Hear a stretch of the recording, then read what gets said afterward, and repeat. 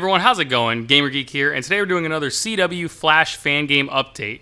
We'll be breaking down the progress of game development for Beta 2, confirming some features that will be implemented for the upcoming beta, speculating on what additional game modes and characters could be included, and finally announcing the winner of this week's giveaway. We have a lot to cover, so let's get into it. Starting off, let's talk about the Flash Beta 2 development. Ever since I got home from geeking out across America, I've been hard at work building up Central City like we discussed in my previous videos. My goal is to have Central City fully completed in time for Beta 2 so I can start implementing Easter eggs, certain game mechanics, and so you guys can have a much larger environment to speed around in. Using the data I collected on my trip, I organized the city into specific districts similar to how real-life metropolitan cities are organized in real life. You have your business districts, your residential zones, some shopping areas, your more suburban areas further out from the city, and then probably some industrial zones sprinkled along the outskirts of town. Lucky for us, I happen to have assets ready to go to fill this environment out nicely. As of right now, the business district is just about finished, and it looks pretty nice. Lots of tall office buildings like you'd find in a real city. Next, I'm working on the residential areas, which will feature significantly smaller buildings and more foliage sprinkled throughout. I really think it adds a sense of realism to the environment. Organizing the city this way, it really does take it from just a bunch of randomly placed assets to feeling like a fully realized environment. Okay, so the city is developing nicely, but what about the rest of the environment? Well, I'm adding several distance meshes over the horizon so that the world is filled out and doesn't just sort of drop off at the edge. With that being said, I'll be making sure you actually can't run off the edge this time around in Beta 2. I know this was a pretty big issue in the first beta, so I'll be adding several blocking volumes to keep you from actually ever reaching the edge of the world in-game. Rather than just using invisible walls though, I'll be designing blocking volumes that turn Flash around so he's running back towards the city while saying something along the lines of having more work to do. I think that's a more interesting game mechanic to keep you from running off the map without breaking the immersion of the gameplay, rather than just using invisible walls that just stop you dead in your tracks. So, I think it's fair to say that development is coming along nicely. Once Central City is done, I'll be making a few more environments that correspond with specific story missions outside of Central City, though they won't be nearly as big most likely. From there, it's all about implementing the new game modes and updating the old ones from Beta 1. Development is on track, and I'm feeling confident that Beta 2 is going to raise the bar when it's released at the beginning of next year. With that breakdown of development out of the way, let's talk features. I know you're all dying to know what's going to be implemented in Beta 2. I obviously have a laundry list of features I'd like to include, but it'll all boil down to what I can get working in time for the next beta release. With that being said though, I do have some gameplay mechanics I can confirm will make the cut. The first is procedural leaning. This is something a couple people have DM'd me about including in the game. Basically they want the Flash to lean into his turns as he runs around. It's a cool feature and it makes the movement in game feel more fluid and real. I did however decide to take it a step further. I know a large portion of the community felt it was too difficult to navigate at full speed in-game, especially when trying to speed through your turns.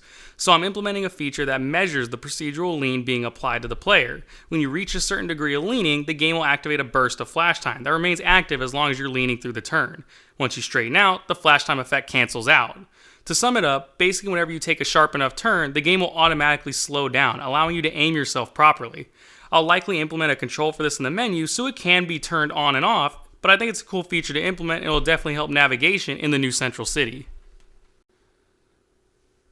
Something else I plan on implementing is a mix of achievements and Easter eggs. I actually had wanted to implement these in the first beta, but unfortunately didn't have the time. So I'll have a series of achievements that you can earn in-game for completing the different game modes. There will also be several secret achievements focused on different Easter eggs I'll be including. Basically, I want the next beta and every beta after it to give you the full gaming experience so it doesn't feel unfinished. Things like achievements, Easter eggs, eventually voice acting, and more will make each beta feel like a full game rather than an incomplete part of one. I can also confirm a full HUD will be implemented for the upcoming beta, as well as sound effects and background music for all game modes, something that was unfortunately lacking in the first beta. So there you have it, a list of all the confirmed in-game mechanics and features that I'll be including in the upcoming beta. Keep in mind, this list is subject to change as we move closer and closer towards the release of Beta 2, so there will likely be more added to this list as I keep working. On the subject of wanting to add things to that list, there are a number of game features like I mentioned earlier that I do want to implement but can't confirm at the moment. Some of these I don't know if I'll be able to get working in time for the next beta, while others I know work but don't know if they actually need to be included, if that makes sense. Now, I'm not going to list every idea I have here because no one wants to watch a 3-hour long video of me rambling about game features I'd like to implement, but here's a few of the big ones I'm currently working on so you can let me know your thoughts. Multiple save files, difficulty settings, early access to the skill tree, an Injustice 2 style inventory system, PlayStation 4 Spider-Man style collectibles, Riddler style puzzles like from the Arkham series except with DeVoe instead of the Riddler, more playable characters, and a combat system. Like I said, these are not all my ideas for Beta 2, but they are the ones I'm currently working on that I'm either not confident will be done in time or not confident that they need to be included. So rather than make my own decisions, like a responsible adult, I'm instead turning to the community for your opinion. Let me know what you think about these ideas and whether or not you feel they should be included. This way I can cut some ideas that don't need to be there and devote more time to the ideas people actually want to see implemented. I plan on doing this frequently too, listing all my tentative ideas for everyone to harshly judge because I love to ridicule people leave me in the comments, but also because it can help me narrow down what people really want out of these betas moving forward. Moving forward, as mentioned at the beginning of the video, I have a list of playable characters I want to include in the next beta as well. Characters like Savitar, XS, Captain Cold, and Reverse Flash, just to name a few.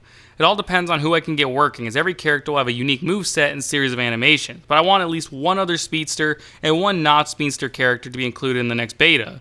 I'll likely be conducting a poll online later on as to who gets to be included, so stay tuned to cast your vote. Now, before we end the video, it's time to announce the winners of the Hyperx giveaway. As y'all remember, there are 2 Hyperx Esports Arena t-shirts up for grabs. One for Patreon members and one for regular community members.